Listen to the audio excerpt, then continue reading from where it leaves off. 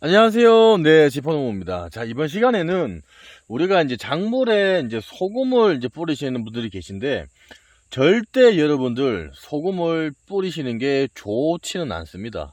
그래서 제가 왜 그런지, 그리고 그런 방법 말고 더욱더 좋은 방법이 있습니다. 그런 것 관련돼서 제가 이제 상세하게 설명을 드리도록 하겠습니다.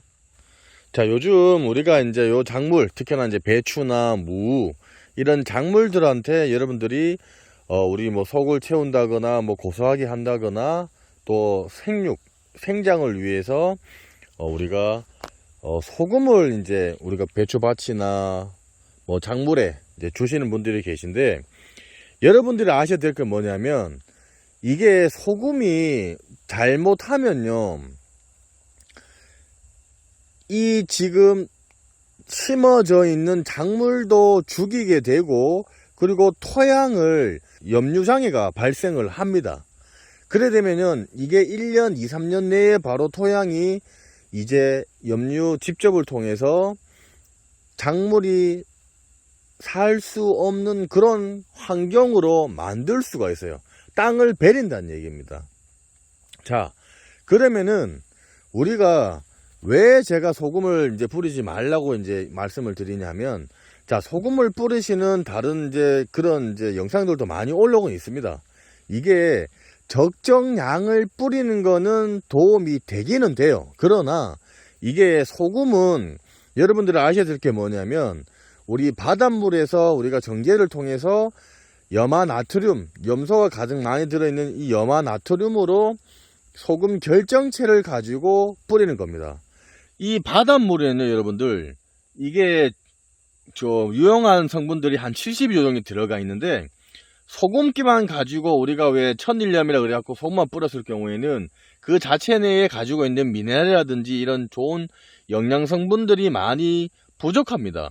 그래서 보통 우리가 친환경 농법을 하시는 분들은 해수 농법으로 해갖고 이런 농작물이나 이런 배추한테 우리가 바닷물을 주기도 해요. 그러면 바닷물 안에는 우리가 뭐가 들어가 있냐면, 가장 많이 들어있는 게 염소, 그리고 나트륨, 그리고 질소, 철, 망간, 칼륨, 칼슘, 또 이런 여러 가지들이 많이 들어가 있고 미네랄까지 포함이 되어 있어요. 그래서 걔네들을 여러분들이 소금 대신에 원래는 뿌려 주시는 게 더욱 좋습니다. 왜냐하면 우리가 소금만 그냥 뿌리면은, 소금은 우리가 간수가 빠진 천일염이라든지 그리고 소금 결정체에 가지고 있는 좋은 성분들이 부족해요. 그래서 그거를 우리가 물에 타서 뭐 뿌리는 것 같은 경우에는 솔직히 괜찮습니다. 조금이나마 도움이 되셨으면 지퍼농부 구독하기 무료입니다. 구독하기 이렇게 눌러주시고요. 종 눌러서 전체 알람 설정으로 이렇게 해놓으시면은 무료로 더욱더 많은 정보를 받아보실 수가 있습니다. 그래도 이왕이면은 소금을 하는 것보다는 바닷물을 이용을 하셔라. 자, 그러면은 바닷물을 이용하는 방법은 제가 나중에 어떻게 해서 하는지를 한번 더 말씀을 드리겠지만은, 보통 표충수라 그래갖고 우리가 바닷물, 우리 해수 위에 있죠. 해수면에서 보통 100m 요 사이에 있는 거를 표충수로 얘기를 해요. 거기에 있는 그 해수를 우리가 보통 좀 깨끗한 지역에서 떠서 우리가 이제 바로 주면 또 안 돼요.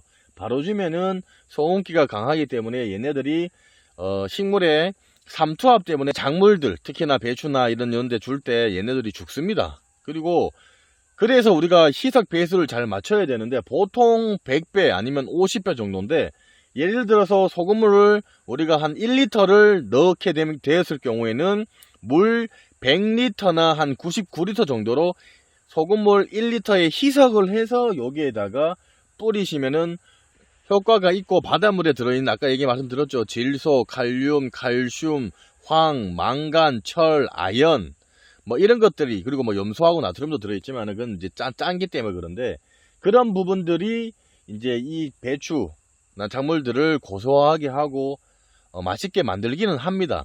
보통 우리가 해안가에 뭐 해풍 맞은 뭐 그런 이제 농작물처럼 뭐 그렇게 이제 효과가 있긴 있어요. 있는데 염분에 조금 강한 애들이 있기는 있어요. 보통 뭐 해안가에서 자라는 해안 식물들 같은 경우는 당연히 그 염분기를 먹으면서도 자라지만은, 이렇게 우리가 일반적인 육지에서 크는 애들 같은 경우에는 염분에 취약합니다. 그리고 이제 삼투압을 또 방해를 하기 때문에 상당히 좀 맞지가 않아요. 그래서 여러분들한테 말씀을 드린 거는 그 고구마나 뭐 마늘 그리고 양파 이런 애들 같은 경우에는 염분에 강하기 때문에 또 뿌린다고 크게 뭐 타격을 받지는 않지만은 뭐 오이나 딸기 이런 애들 같은 경우는 염분에 약해요. 그래서 희석 배수 잘 맞춰서 여러분들 주셔야 되고, 소금을 뿌리기보다는 여러분들이 해안가에 조금 깨끗한 데 놀러 갔을 때 한 1리터나 2리터 정도 물을 받으셔 갖고 100배 희석이라든지 한 50배 희석 정도로 해서, 저는 솔직히 한 100배로 해서 주는 게 낫다고 봅니다. 왜냐면 보통 이제 희석 배수를 항상 제가 모든 그 작물에 병해충 방지를 하시든 뭐 이런 영양제를 치시든 희석 배수를 여러분들이 초보분들이 이걸 실수를 많이 해요. 근데 조금만 더 넣으면은 좀 더 효과가 있겠지 하시는데, 이게 예를 들어서 제가 이제 나중에 이런 것들을 표로 이제 말씀을 드릴 건데, 100배로 했을 경우에는 크게 얘네들은 이제 약해가 없어요.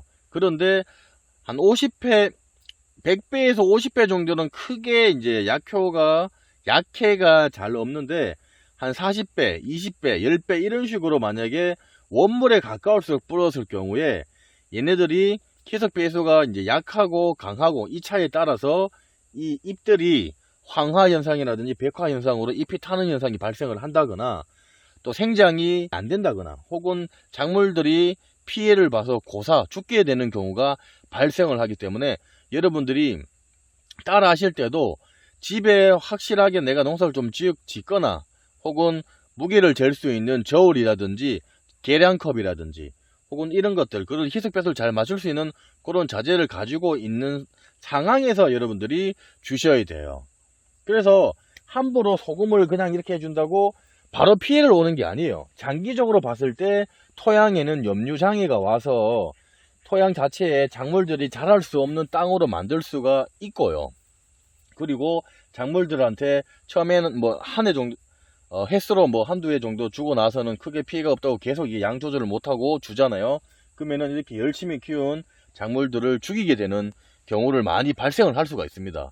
그래서 제가 신신당부를 하는데, 좋은 영상들이 많고 효과가 없지는 않지만은 제대로 알고 제대로 여러분들이 보시고 계산을 잘 해서 사용을 하시면은 약이 되고, 그게 아니면은 독이 됩니다.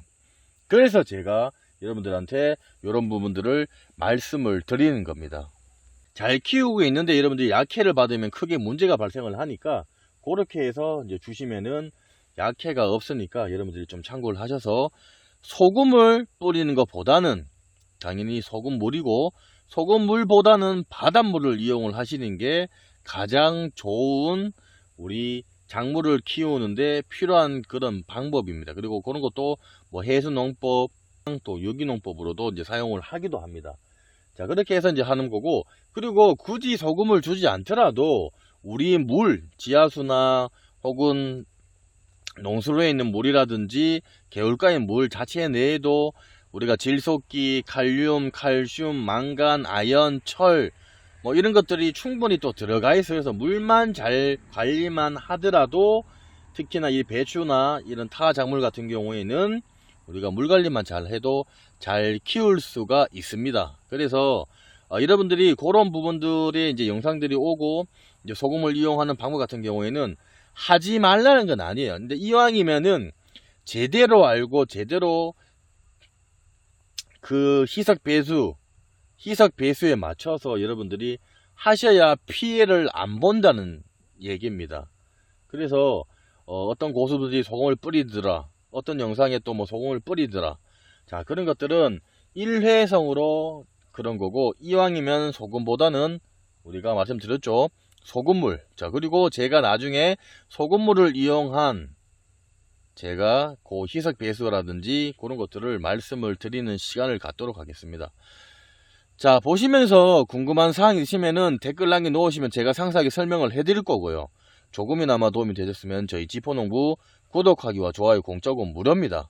네, 구독하기, 좋아요 부탁드리겠습니다. 감사합니다.